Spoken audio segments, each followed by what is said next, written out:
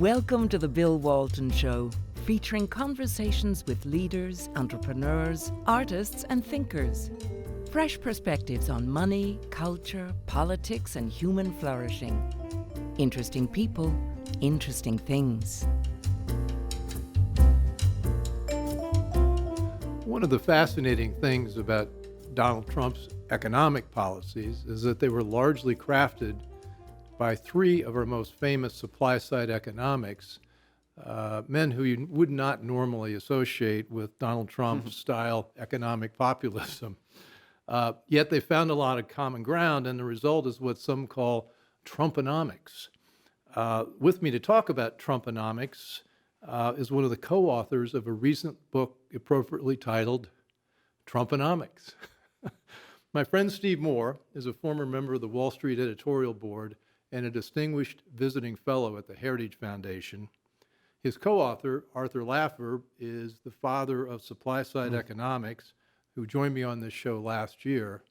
A third author who had to leave the project, I say had to leave, took a pretty good job, Larry Kudlow, recently joined the White House as President Trump's chairman of the National Economic Council. Steve, welcome. Hi, Bill. Hey, good to see you again. You too. So how did you three end up getting associated with the Donald? Well, you know, it was kind of a meeting that changed history, at least history for me. And that was, about 3 years ago now, Bill, that you may recall, at that time we had something like 16 Republicans running for president in late 2015. Everyone from, Jeb Bush to Rand Paul to Marco Rubio and John Kasich, and a huge field of very, very qualified and talented people. And, I tell the story in the book that, of those 16, I think I knew 15 of them. The only one I had never met before was Donald Trump. And I had a negative impression of Donald Trump. I didn't like Donald Trump. From what I had seen on TV, he seemed like kind of a blowhard. I thought his run for presidency was, frankly, I thought it was just a publicity stunt. And the first chapter of the book is called Meeting Trump, where we get a call from Corey Lewandowski, who was the original campaign manager for Trump. Sure. And he said, Donald Trump would like to meet with you and Larry. Arthur had actually already met with Trump. And I'll never forget, we went in to that room, and I came out an hour later with stars in my eyes. I mean, I just, first of all, he's a winner. Donald Trump is a winner. He wins, right? And he had the look of a winner. He had the sound of a winner. Second of all, I mean, he couldn't have been nicer. He couldn't have been more gracious. He couldn't have been more attentive. Certainly, we duked it out on some things. I don't agree with Donald Trump on a lot of things, but on the main things about how to grow our economy, how to put America first, how to put American businesses and workers first, I was in full agreement with them. And so, he asked us to... Yeah, one of the surprising things about him is he listens. That is true. I mean, you walk in and you think you're going to be... He doesn't always agree with you, but he will listen. He likes to actually... You've been in some of those meetings. He likes to have exchanges of ideas. He's not surrounded, as Obama was, with yes men who would just, say yes to everything that he wanted. You're a former CEO. That's a pretty good characteristic of a good CEO. It's unhelpful to have everybody around you who already agrees with you. And you can wander into some pretty nasty swamps. Now, so we signed on with him, and it was a hell of a ride. He, I tell the story in the book, because Arthur wasn't at that particular meeting, that when Trump asked us at the end of the meeting if we would serve as senior economic advisors for the campaign, we were stunned, and we didn't even know what to say, really. And Larry broke the silence by saying, well, we can't work for you, sir, because, we're for free trade and you're not. And he said, well, I'm not against free trade. I just want better trade deals and so on. And then he said something very interesting. He said, look, we're not going to probably agree on everything on the trade issue, but I still want your help on these other issues. And that impressed me. And we signed on. It was a great time. I mean, one of the things I would just say that's, that if you really want to understand America and what makes this country tick, outside of Washington, D.C. and New York City, you go on a campaign, and we had the time of our life, working with Trump and just meeting people. That was the other thing, Bill, that really turned me on to Trump, is Trump was tapping. The Republican Party was clueless. Yeah. They were clueless. They didn't know what was going on in their own party, among their own voters. There was so much frustration and that's why Romney lost. He didn't understand the Republican voters, and Trump, and look, again, there are things I don't like at all about Donald Trump, but one thing I really do like is he has a finger on the pulse of millions and millions and millions of Americans. But since we want to talk about Trumponomics, how did he? I mean, he's not known to read a lot, and I bet he'd not read your book or Art's book or Larry's book. Yeah. But he probably watched Larry's show. Yeah. On right. let's see. He watched a lot of TV. Now, how did he end up picking? Because a lot of us were very concerned that since his background was not particularly political, he could end up being a political economic liberal. He didn't. How do you think he found the three of you who are exactly, in my view, exactly the right three people to find to advise him on this? I mean, how did that? Was it an instinct? Or? I mean, Trump pays for his whole adult life. He's been paying very close attention to American politics, and policy.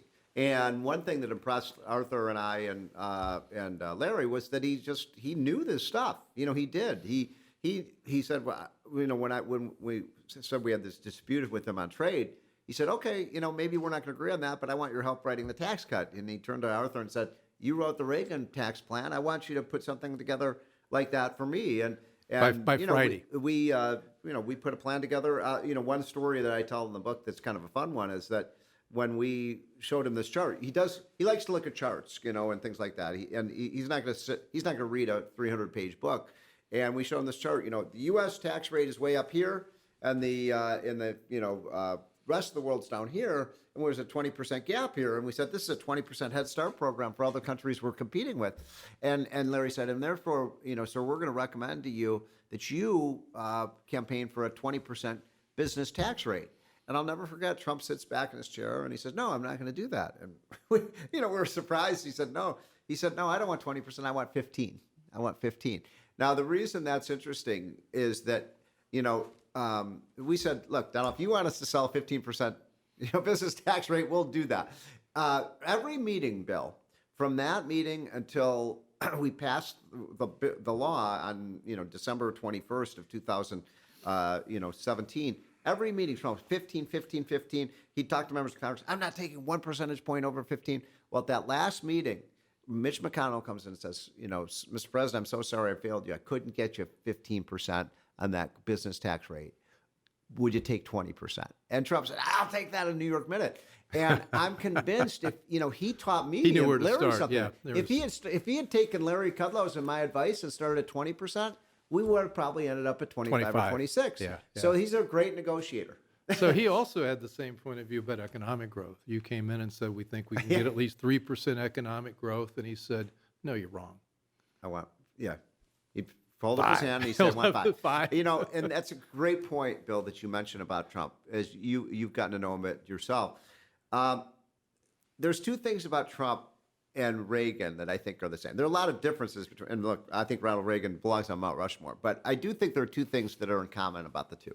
Number one, that optimism about America, and that's where liberals, I think, are so wrong about America. They are such declinists, and they're so dismal, and they're dire about the future.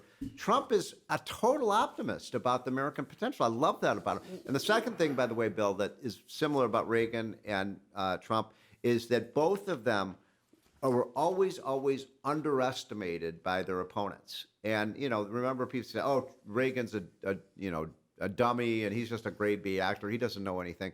And they say the same things about Trump. And to their detriment, because both Reagan and Trump were winners. They knew how to win. And I find that to be fascinating about the two. That brings us to the question that's really at the heart of the book, what is Trumponomics? And there's a great chapter in here, and I'll put the book up for those of you on YouTube can see it. Trumponomics, Inside the America First Plan to Revive Our Economy. The chapter is what is Trumponomics? And it's really not a lot about what I think of as what I took in microeconomics or macroeconomics. Mm-hmm. It's more about people. Yeah. And the first one... By the way, this book is not really an economics book, really. It's more about political, how he came across these ideas and how he did it. It's more of a political science observation. Which is how economics should be. Exactly. It should be about people and what economics can do for them or what bad economics can do to hurt them. So number one, always put America first. Yeah. I mean, Bill, that seems so obvious, right? Yeah. But the left thinks that that's somehow like a racist, bigoted term to put America first. And as Trump is, of course, a president should put America first. Just the fact is, a lot of our recent presidents haven't put America first. They the French, believe that the president of, Barack Obama wanted to be president of the world, not president of the United States. Yeah. And that was the essence of what Trump was about. By the way, put America first. Well, you think about it. China would definitely put China first. Yeah, exactly. And France would definitely put France first. Well, you would and the think list so. is pretty long. Anyway, and here's the thing that putting America first means, what does that mean? It means every decision Donald Trump makes, it's about how is this going to affect the American worker? How is it going to affect American businesses? One of the reasons he pulled us out of this dingbat Paris Climate Accord thing is it wasn't in America's interest. We were going to pay all the costs. None of these other countries were going to abide by it. All the liberals were so indignant that Trump would do something about it. I said, look, I'm not doing this because it's not in the country's national interest. Well, and your second point is corollary to that is you no longer blame America first. And there are a lot of people who think we're responsible for all the sins of the earth. Yeah. And he doesn't do that. And he understood, I think, a key point, again, that Reagan understood was our key role in the world is if we get it right in the United States, the rest of the world will learn from our example. Exactly. When we get it wrong, Yeah. the rest of the world gets it wrong. That happened to Reagan. I think Trump, because he's rebuilt the American economy, you know what's happening? All these other countries are looking at, how'd they do that? How come we're booming and the rest of the world's, slinking? And so that it doesn't mean that somehow, like economics is not a zero-sum game. It doesn't mean just because we get richer, the rest of the world gets No, it's poorer. especially not We a lead by zero-sum game. example. Yeah. Yeah, it's a growth game. Yeah.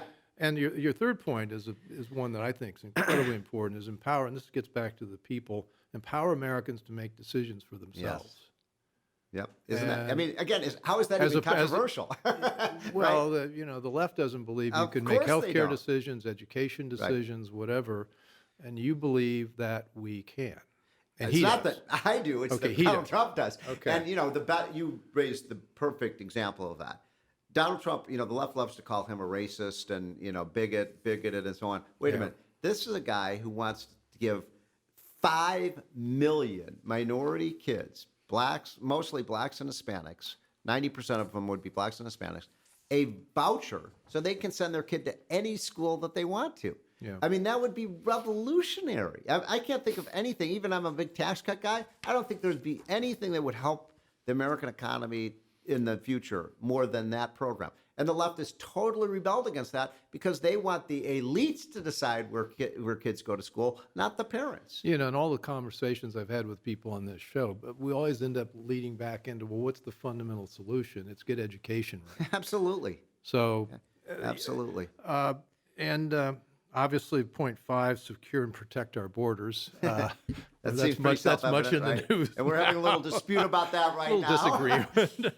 By the way, I think Trump is going to win that fight. I mean, I'm a very pro-immigration person. I think Trump is generally very pro-immigration too, but it's got to be legal. It's got to be through an orderly, legal, lawful process. And this idea that anybody can just come in, if you can get across the border, you could, as Trump likes to say, a country without a border is not a country. Well, immigration, smart immigration that's based on attributes, based on skills, based on education, based on whether you're bringing any wealth into the country, that Yes, kind of thing. absolutely. That could do an awful lot to help every American. Oh, hell, yeah. I think there's no question. I mean, that's why I want to get. So it's not a nativist thing. It's an attribute. It's a putting America first. And by the way, I used to tell Trump, build the wall. I'm in favor of your building this wall, but I used to tell him, make sure it has big gates so people can come in legally, through lawful Did channels. he hear that? Do you believe he's I is think that he part does. of I his? think he wants to move towards Because the we're not hearing that. No, I wish he would talk more about it. There If are he some believes people it, in his camp who people are, should hear it. Yeah. I mean, because look, immigration is one of the great attributes of the United States. We do get the best and brightest and hardest working people from all over the world. They have to come in an orderly fashion. And I've been convinced that Trump convinced me of this. You're not going to we haven't reformed our immigration system in something like 35 years, so it's antiquated. Let's get the border secured. Then I think the American people would be very open-minded to a system where we let more people in for agriculture workers, service workers, high technology workers. People want to come and build a better life. My only position on this is, and I think Trump would generally agree with this, Immigration, yes, but welfare, no. You can't come into this country and go on food stamps. You can have one, but you can't have both. Yeah. You can't have an Right. open-ended entitlement system and open Exactly. borders otherwise. Well, I don't think he emphasizes that enough. I think he's I wish he doing would. I think he really Because, one of the problems we have with the economy right now, Bill, I mean, is the constraint. I'm very proud of the fact that for 2018, we grew the economy. I think the final number will be about 3.25%. Obama never got anywhere near that in 8 years. And all these liberal economists said, oh, it's impossible. Larry Summers and Paul Krugman, Donald Trump is lying to the American people. He can't get to 3% growth. Guess what? In his second year in office, we got to 3% growth. Could we get to 4 and 5? I think one of the constraints is, do we have enough workers to provide that money? Well, I was gonna Yeah. jump to that later. Let me Okay. jump to it now. One of the pieces written, somebody who is a pretty smart guy. I can't remember who it was. He said there are 3 factors in economic growth. There's the labor supply. Yep. There's productivity. Yes. How much that labor is used Yeah, to produce exactly. things, and then the third piece is an innovation. intangible called innovation. Yes. And the pessimists say, well, you can't change labor supply. Right. You can't change innovation. You can't change, what was the third one that I And productivity. They say. Productivity. And they're wrong. They're 100% wrong about that. I mean, that's why we told Trump we can get you to 3 to 4% growth, and he'd say, I want 5. Productivity. I believe, this gets to the Trump optimism because I believe he believes this as well. We're in the beginning stages of a productivity boom like we've never seen. I mean, the digital age is just getting going. And that's going to lead to massive improvements in terms of productivity, robotics, artificial intelligence, driverless cars. All of this stuff is going to change the economy in a radical way. All you have to do is just get the government out of the way. And Trump is doing that through his deregulation policies. So that's the productivity piece. And the population, the pessimists say we've got an aging population. The answer is what we just talked about, smart immigration. Number one, smart immigration. Number 2, look, we still have 10 million Americans. Remember, under Obama, America's left the labor force, right?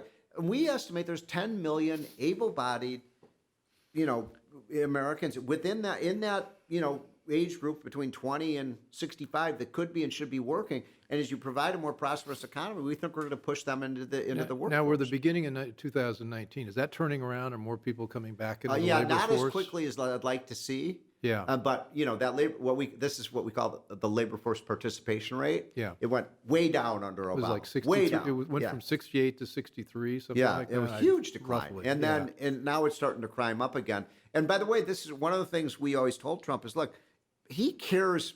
The one thing people have to understand about Donald Trump, you know what he cares about? Those blue-collar workers who voted for him in Michigan, Ohio, Pennsylvania, Wisconsin, West Virginia, Kentucky. And those were the people, this is where the left and the right just disconnect. The left doesn't understand the Trump voters. These are people who, when I'd go to places like West Virginia or Kentucky or Michigan with Trump, and I enjoyed it so much, just meeting people, and I'd say, how's that Obama recovery going for you? You know what they'd say? What recovery are you talking about? There's no recovery here in Bethlehem, Pennsylvania, or Flint, Michigan, or Rockford, Illinois. There's no recovery. The factories are leaving.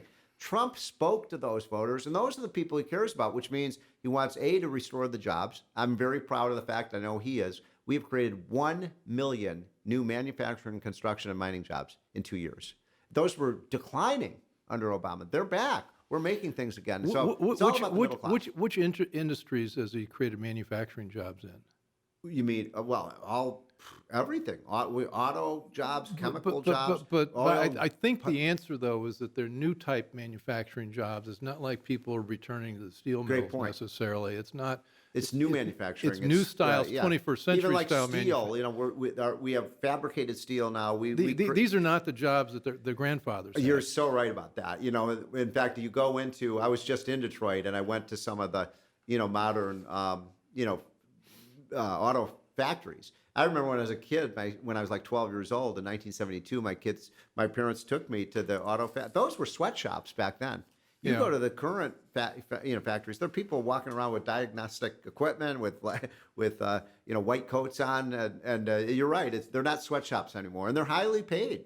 highly paid workers. Well, that's another thing I think he could do a better job articulating is this is not a return to 1956. This Right. is something that's different. We're really talking about Well, but keeping- I'll give one example, though, where we are. Coal mining. Hillary Clinton ran around the country saying, I'm going to put every coal miner in America out of a job. Yeah. And then she's, well, gee, how did I lose West Virginia and Ohio and Virginia, states like that? Because, that people don't like that too much. And we've rebuilt the coal mining industry. We've rebuilt the oil and gas industry. I mean, that's a huge part of Trump's agenda is to make America number one in energy. And Bill, 3 months ago, the Wall Street Journal had a piece saying that for the first time in 50 years, the United States is now producing more oil and gas than we're consuming. Well, this is, I'm going to skip a couple of your points. I want to come back to one, but I want to get to your 10th point in Okay. Trumponomics, which is growth is everything. Sure. That's the core of, I think, what Trumponomics is about. That almost, I'm trying to think, there's maybe a few exceptions, but virtually every socioeconomic problem we have in this country, whether it's drug abuse, whether it's poverty, income inequality, low wages, whatever the budget deficit and the debt, all of those problems are made so more easily solved if you have economic growth. Economic growth is a precondition to solving these problems. And it's bringing hope, drug abuse. Drug abuse is happening in a lot of these middle-class towns across America because people feel hopeless in their life. You create a burgeoning economy with a lot of jobs and a lot of opportunity, people will turn away from drugs and they'll get into the labor force and they'll work. Well, one of the conservative complaints about President Trump. One was of when them, he there's so came in- many. Well, let me count the ways. Entitlements. Yeah. Social Yeah. Security, Medicare. He came in saying, I'm Right. not going to touch them. Yes. And some of us think that's a problem, Yeah. yet you say I growth. think it was brilliant. I think Growth. if Donald Trump had run like Romney and He wouldn't have been elected. he would not have won. No. And It was smart liberals politics. were so furious. No, with I Trump. know it's smart politics, but is it smart economics? Well, look, you can't get the things that we've done in 2 years. I say we because I'm on his economic advisory board. I'm completely proud of. I mean, we've turned around the American economy. We're the fastest growing economy in the world today. We've seen, we're out of this rut that we took over 1.5% growth. Now we're growing at 3%. We couldn't have done any of these things if Donald Trump had not won the election. And I would say that if he had said, I'm going to, cut Medicare and Social Security benefits, he would not have won. And we, even Bill Clinton, who is oftentimes a wise guy, said, look, you can't do anything in American politics if you don't win in the elections. And so, ultimately, do we have to reform these things? Of course we do. But show me one single Democrat. Seriously, one single Democrat. I think they got 30 now that want to run for president. Do any of them talk about reforming these programs? Well, and now that I'm on Medicare, Okay. don't touch it. Yeah. Yeah. Right. Yeah. Right. No, but you have an economic argument. Yeah. I think you or I'm somebody making a associated political with you made the economic argument that if you can get economic growth averaging 3.3% for 20, 30 years, we can grow our way out of the entitlement. Yeah, no, deficit. that's not to say we shouldn't fix them. I mean, these are Yeah. old-fashioned programs. We should, you and I have talked about this many times over the years, Bill. I mean, it's obvious that every young person should just be getting a 401k plan. We should just treat Social Security, you just put your money into a account that you personally own, Yeah. and you let that money rise in the stock market, and your kids and my kids and our grandkids will be pension millionaires. They'll get benefits that are 3 times higher than Social Security. That's one of my problems with sometimes people on the right. They say we should be cutting Social Security benefits. No, we shouldn't be cutting. The problem with Social Security isn't the benefits are too large; they're too small. You worked your whole life and put it in Social Security. Can you imagine how much money you'd be getting in Social Security today if you'd been able to invest that money? I really I mean, don't. I really don't want to do that calculation. You'd be getting 5 times as much money. And think about the average person. So there are certainly ways we should reform these programs, but I don't think that the political system is ready for that yet. Now, you three took a lot of heat for Oh, my supporting God. Trump. I mean, this was. I've got the scars on my back. You want to see them? Well, for YouTube No, viewers. we did take a lot of grief. From we were seen as traitors. We were seen as unprincipled people. Even to this day, some of the never Trumpers in the Republican Party, say that. And my view was, number one, he gets most of it right. We called him out when we thought he was wrong on things like, some of his trade protectionist policies. I will say, I've been praising Trump I think his steel and auto tariffs, Bill, are a disaster. I think they're counterproductive. They're not even. I know his heart is in the right place. He wants to save jobs in those, but it's not working. We're actually losing jobs because of those. But tariffs.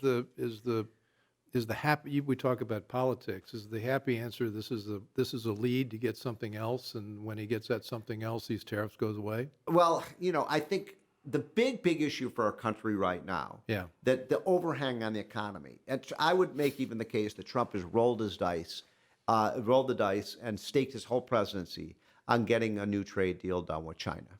China is a bad actor. We're in the way I like to put it, we're in an abusive relationship with China. China has been taking advantage of us. They steal, they cheat, now they lie. We know there's espionage. You saw the hacking stories. I mean, this is the new Soviet Union we're up against. And by the way, God bless Donald Trump for being the first presidential candidate in a long time to recognize that and call them out for this. But it's a new Soviet Union run by 145 IQ engineers. Yeah, I mean, exactly. This may be even to, a bigger threat. What they've done to build their leadership in China is astonishing.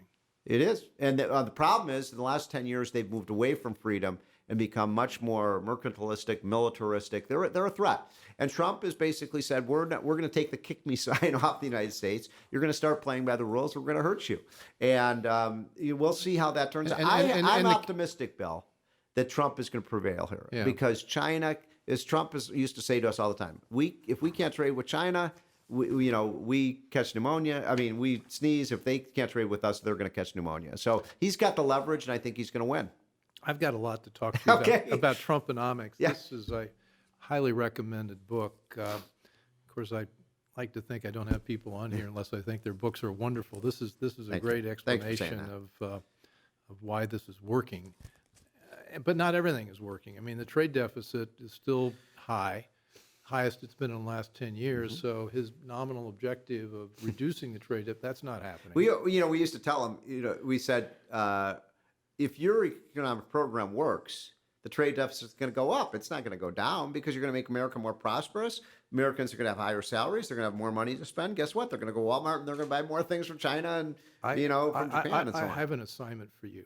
Pardon? I have an assignment for you. Okay. Can you make him understand that? I've tried. I don't know if I can. He's a hyper obsessed about the trade deficit.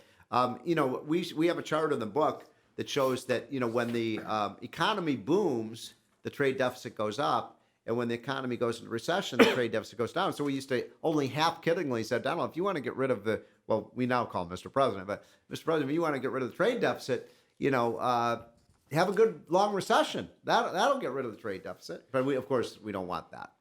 Now, one thing that's not much in the book, but I do want to talk about, you wrote a piece last week called Fire the Fed. Yeah. And the Federal Reserve, you believe is sort of explain your position about why we didn't cover it in the book because it wasn't really a major issue at the time, the monetary policy. And, I'm a believer that the Fed should have one goal and one mission only. And that is to create a stable price system. It gets to why we have a monetary policy. We have a monetary policy. We have a dollar policy so that the dollars that you have in your wallet right now will be worth 5 and 10 years from now, pretty much what they're worth today. We have a currency because it's a means of exchange and a store of value. And what's happened is that we created this growth agenda, lower taxes, less regulation, promote American energy and American businesses, all these things. So they're creating this huge economic revival in the United States. We're increasing our output, and wages are finally starting to rise. You can sense the frustration in my voice. We finally got everything cooking. Great growth, low unemployment, lowest unemployment rate in 50 years, no inflation, just like the perfect economy. What is it that the Fed is trying to fix here? Just leave it alone. And by the way, Trump, the populace, got this. As soon as the Fed started raising interest rates, they said, wait a minute, this is going to suck the oxygen out of the economy. And that's been the case. Since the Fed starting raising rates in September of 2018, between September and December, there were those 2 rate increases. The Dow lost 3,000 points. Maybe they should get a clue that they're not doing the right thing here. Well, you've got 3,000 PhD monetary economists, and they're idiots. Fed. No, I mean this is elitism, right? Oh, yeah. All you need is a computer. What I advocate in that piece is fire the Fed, and just all the Fed has to do is follow commodity price index. Well, There's 38 commodities, and just follow those. Just to review how much mission creep has occurred at the Fed, we've got now maintained stable money, although they consider that 2% inflation. Right, I which don't is know, fine. 2%. I mean, Well, I could live with that. I don't think that's stable money, but that's just Okay. me. Jobs, Yes. economic growth. By the way, stop right there, Bill. The Fed can't create jobs. I know that. I mean, it's just stupid, right? I mean, you know that, but they don't know that. Larry Kudlow says this very well. The Fed can print money, but it can't print jobs. The printing money is not the way you create prosperity. Sorry to interrupt, but it irritates me. Well, people no, say that. I agree. I'm just I telling you know. that. And that's what they believe, that their objective is. Now, the way they can create jobs, by the way, in a healthy labor market is to keep prices stable. And my problem is prices are not stable right now. If you look at commodities, steel, wheat, cotton, soybeans, copper, gold, silver, these kinds of, they're falling in price. When you have falling commodity prices, that means you've got deflation. There's not enough dollars in the economy. The Fed should be lowering interest rates now, not raising them. Well, the Fed's worried about a recession. But but even there, okay, if they're worried about a recession, why are they raising rates? Some people have looked at this. I am so damn angry at these people. We're in the midst of watching the stock market fluctuate up and down. But the Fed is causing the very turmoil that they say they're trying to solve. Well, can I violently agree with you? Please. The stock market, evidently, according to people who studied this, is correctly predicted on average like 5 out of the last 9 recessions. Right. So you follow the stock market, you can get a sense of whether we actually are following it. Because you get millions of people investing, and they're looking at individual companies, and they're looking at shipment data and profits, and blah, blah, blah, blah, blah. And those people, this is the arrogance they're in the real of economy. the Fed. They're in the real economy, these people making exactly. these. This idea that these 3,000 economists at the Fed can make better decisions about the economy than the millions of actors that are making decisions every day is, on the face of it, absurd. But it's all about what liberalism is about. Liberals believe they are smarter than the market is. Well, how many recessions has the Fed correctly predicted in its last 105 years? I don't know how many of those they've predicted, but I would say at least 3 of the last 5 recessions were caused by the Fed. Well, and you and I are old enough to remember hyperinflation in the 1970s. Yeah. Remember? That was the Fed. The Fed just keep cutting rates and putting money out of the economy, and it created 15% inflation. That's when I was a lender at a commercial bank, and I was charging borrowers 20% interest. I remember which that. was crazy. I remember that. Well, anyway, how did that happen? The answer how to the did question, that inflation though, happen? Because of the Fed. Because of the Fed, but the answer to the question, how many they predicted? 0. Wow. Like Wow. in 2007, 2008, they were predicting 2.3% growth. And they were the ones who inflated the bubble in the housing market that caused this crash. So we're going to need to write another book about the Fed because we've accomplished a lot on the fiscal side. But this is the frustration.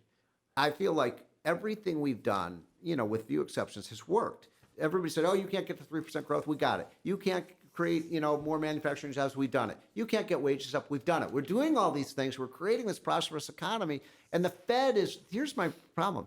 They believe there's a limit to growth, and that if the growth gets too high, that causes inflation. Well, Art Laffer says this so well in the book. Bill, it's very simple. I'm going to keep economics very simple. If the economy produces more apples, the price of apples goes down. It doesn't go up, right? If you have an increase in supply, prices go down. But the Fed believes that growth causes inflation. It's completely wrong. Okay, I think the next. Am I missing something? I think the next rule for you 3 is to spend some time at the Fed. Gosh. So let's summarize. We haven't covered much of all that I wanted to cover, but let's get to the future. He's entering his 3rd year of his presidency.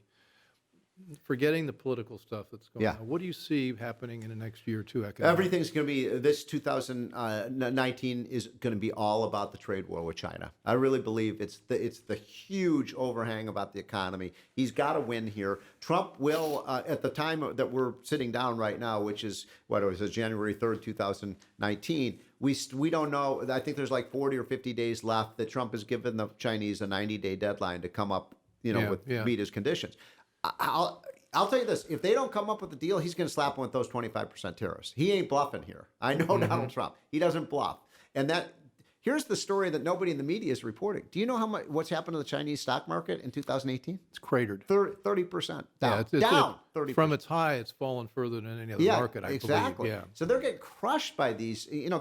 Trump is, I love watching him because he's a master negotiator. He really is. And he understands the concept, as you do, having been a CEO, of leverage.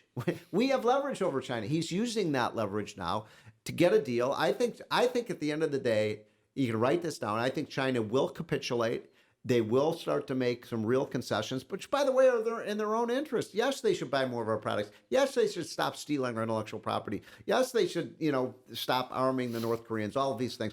And if Trump can get a deal there, Bill, I think you think the economy's strong now. Wait till he gets a good trade deal with China. Steve? I'm optimistic.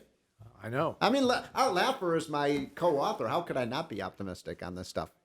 Well, I think you have reasons to be optimistic, and I agree. China's the pivot point in this, for the next year. Trumponomics, author Stephen Moore, Arthur B. Laffer, PhD, father of supply-side economics. I wholeheartedly recommend this, and Steve, I'm looking forward to it. By Larry Kudlow, the most important economist I'd say he's the most important economist in the world today, Larry Kudlow. How cool is that? That's very cool. Because we were pushing to get him in all along. You got it. Very cool outcome. Well, Steve, thank you I'll for all see you you next time. did. I mean, you were part of the economic transition that put a lot of these great people in those jobs. And, one of the great things Trump has done is put really good people in a lot of these positions, who agree with them on deregulating, lowering taxes, getting rid of the barriers. And this is what Trumponomics is all about. Getting government out of the way so private American businesses can succeed and win. Well, on the economic point, we need to wrap up. I'm really happy that he brought in the OMB director to be chief of staff in the White House. I am too. I think he's got Mulvaney is fantastic. I think he's got the grit to do it, and he understands economics. So that's a reason. Another reason for optimism. He's got to be able to say no to Trump. I called Mulvaney. I said, because I love Mulvaney, Donald Trump, but he needs guardrails. And I hope if Mulvaney can do that, Trump will be a big success. Okay. Final word. Steve, thanks. Thank you. See you again. Thanks for joining, and we'll be back next week with a show about China. Thanks for listening. Want more? Be sure to subscribe at thebillwaltonshow.com or on iTunes.